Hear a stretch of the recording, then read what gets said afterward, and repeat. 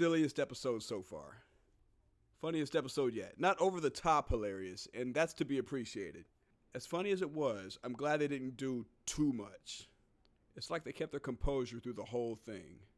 And there's one character in particular that I'm glad to have around and could really change the game. But we'll get to that. Okay, Jen's pissed because Blonsky got out, or rather he was let out, by Wong. Who forced you to escape this insanely high-security prison undetected? A sorcerer supreme of the mystic arts, and his name is... What does Wong have to gain from forcing Blonsky to leave his cell to participate in a Chinese fighting ring? My guy worked at Target. And Nikki sends him a thirst trap. Oh boy. There's a lot of very subtle, funny shit going on here. If she's not driving a Tesla right now, that's freaking hilarious, dude. Oh, here we go. See, look at this crap. Look at, like, Marvel paid attention to all the crybabies, dude. I don't know about y'all, but I'd smash. My guy said he'd smash, dude. My guy, bro. My guy, bro. Gideon Wilson. He's Sam Wilson's brother in the comics. He lost his son to AIDS, and he took it out on Hulk. That's crazy, but he was in a whole other role, though. He was like bounty hunter, soldier type deal. Wow, just the shit they throw in these shows, man. You just never know. He's a trip, too, man. He's an arrogant bro. You know what I mean? He's a bro, and he's arrogant. Those guys are always funny, man. This is funny. The whole Megan Thee Stallion thing, dude. That's hilarious, dude. He really thought Megan Thee Stallion drove a Volkswagen, though, dude. I mean, they're just keeping a low profile, but rappers don't do that typically. God. Yeah, there he is. I extracted him from the prison against his own wishes because I required a worthy opponent as part of my training to become Sorcerer Supreme. Okay, yeah. I guess that went over my head.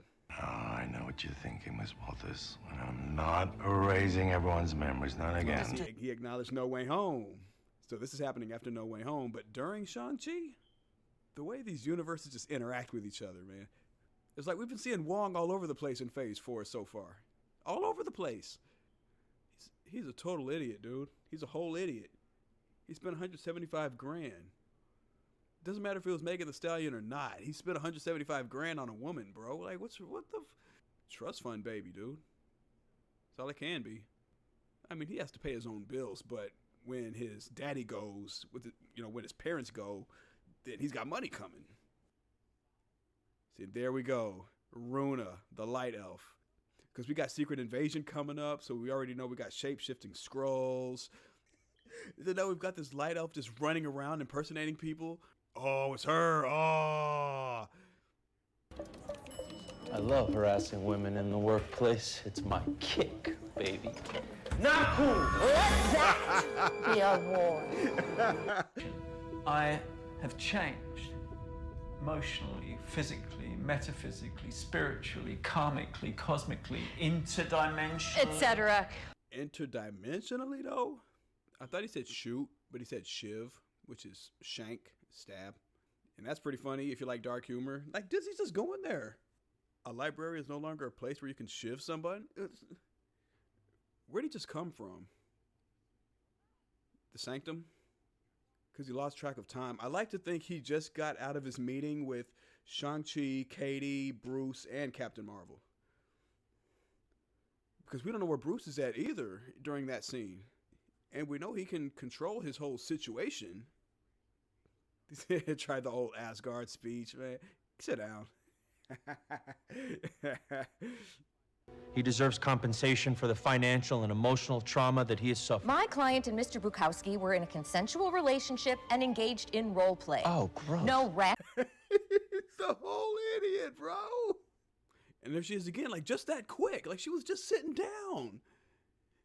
And then she just comes back from the chamber, and I love that she's around, dude. That looks way better than it did in the 2008 movie. I don't know why movie studios would not want to go with the comic accurate look in the first place. Why not? I mean, if you can't afford it, just don't do it. I mean, he's got the fins on the side of his head. Universal's probably thought that looked goofy. I mean, the original Hawkeye looks goofy. They had to change that shit. facilitating a prisoner escape, which is a crime. I must depart. Yeah, you're not gonna catch me, dude.